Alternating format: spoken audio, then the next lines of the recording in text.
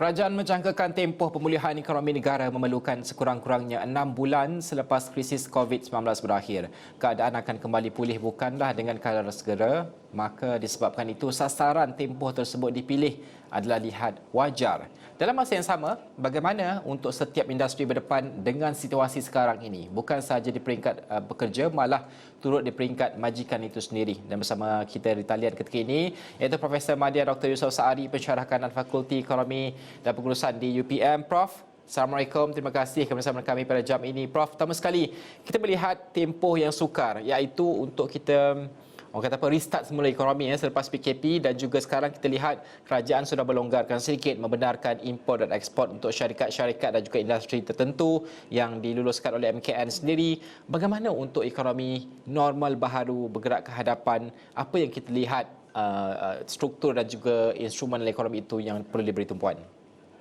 Baik, dalam menempani 6 bulan akan datang dalam proses pemulihan ekonomi ini, kita kena faham bahawa seperti yang dimaklumkan tadi, kita akan berhadapan dengan normal baru, ya, yang mana ini pasti akan memberi impak dari segi the way pendekatan kita untuk menjalankan perniagaan, sama juga pendekatan kita melibatkan pekerja. Contohnya, kalau kita ambil contoh mudah, ya, restoran kalau dulu boleh saja muat tambah kursi kat mana-mana yang kenaan, tapi bila ada social distancing ni, satu meja mungkin hanya satu atau dua orang saja yang boleh dibenarkan duduk itu.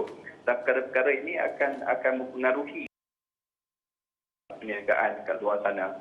Baik, penting untuk perniagaan di luar sana untuk cepat ataupun apa kita panggil untuk lebih cepat adopt lah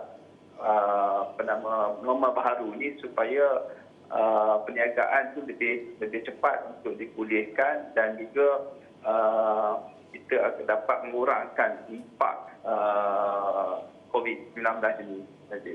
Prof, saya nak cakap dalam keadaan semasa ini, apabila kita melihat kepada kelonggaran yang diberikan sedikit oleh kerajaan untuk syarikat-syarikat penting beroperasi untuk kita pastikan ekonomi kita itu terus berjalan, bagaimanakah pemilihan ini dilakukan dan juga sepatutnya dilakukan pada pandangan Prof sendiri? Kerana kita melihat kalau dibuka saja untuk mereka ni apply, sudah pastilah ramai dan banyak juga syarikat yang ingin membuka kembali perniagaan mereka, kerana inilah pendapatan mereka, dan untuk retain pekerja itu juga kan. Bagaimana untuk kita pilih sektor mana yang sepatutnya dalam keadaan sukar begini diberi tumpuan terlebih dahulu untuk beroperasi? Baik, saya tidak pasti apa rasional ataupun pertimbangan yang dilakukan oleh pihak kerajaan dalam membuat keputusan untuk membenarkan sektor-sektor untuk beroperasi ketika PKP ini. Tetapi ada dua perkara yang utama yang sepatutnya menjadi pertimbanganlah. Yang pertama adalah melihat keseluruhan rantaian bekalan. Maknanya, jika kita nak suruh benarkan sektor A beroperasi, maka sektor A perlu juga memerlukan input dari sektor-sektor lain, ya. Dan sektor-sektor lain ini perlu juga dibenarkan untuk beroperasi. Jika tidak, sektor A ini akan terganggu supply chain tersebut. Dan juga sektor-sektor lain juga berinteraksi dengan sektor-sektor lain juga. Jadi, bahasa mudahnya adalah, yang paling mudah adalah kita tak boleh pilih hanya satu sektor saja. Kita pendekatan yang mudah dan juga tidak memeningkan kepala dan juga tidak mengganggu supply chain adalah dengan kata, contohnya, kita benarkan semua 20% syarikat dalam semua keseluruhan yang beroperasi. Tapi untuk membuat pertimbangan tersebut, kena melihat pertimbangan dari segi kesihatan jugalah. Okey.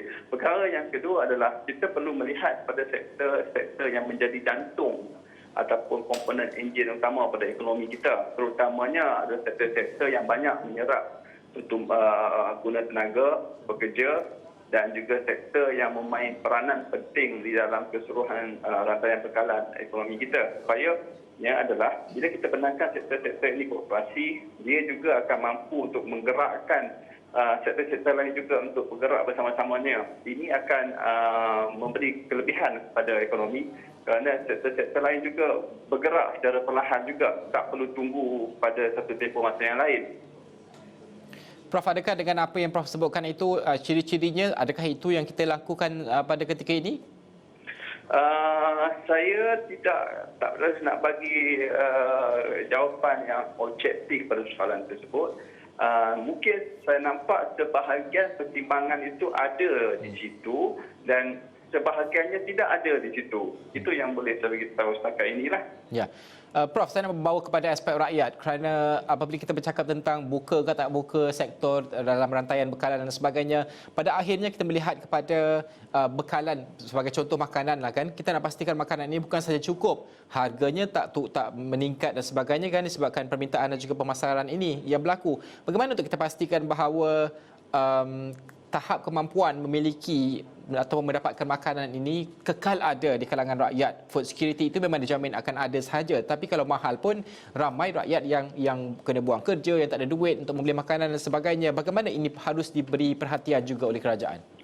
Baik, Najib. Saya kira ini adalah isu utama yang sedang dilihat oleh pihak kerajaan pada ketika ini dan pada masa ini.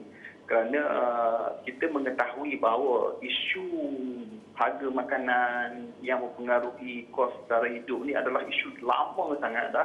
Jadi bila COVID-19 ini datang, dia memberi signal lagi sekali benda ni perlu diambil perhatian. Jadi kebimbangan kita adalah bila keadaan sekarang banyak pekerja yang tidak ada kerja, banyak pendapatan pekerja yang hilang akibat PKP dan juga COVID-19 ini. Kebimbangan kita adalah walaupun dari segi pengeluaran, kita lihat dari analisisnya, pengeluaran makanan di Malaysia tidak menjadi masalah pada ketika ini.